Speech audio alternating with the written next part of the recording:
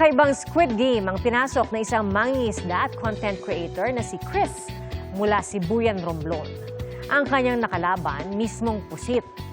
Habang hinahango niya ang kanyang nahuling pusit, bigla nila siyang binugahan ng napakaitim na tinta nito dyan pa mismo sa kanyang mukha. Ayon kay Chris, sanay na naman siyang mabugahan nito at agad niyang hinuhugasan ang mukha dahil malagkit ang tinta. At may mga pagkakataong nagsusuot na nga siya ng helmet.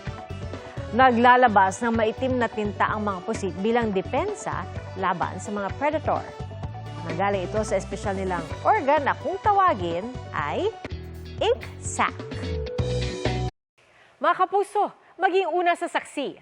Mag-subscribe sa GMA Integrated News sa YouTube para sa iba't ibang balita.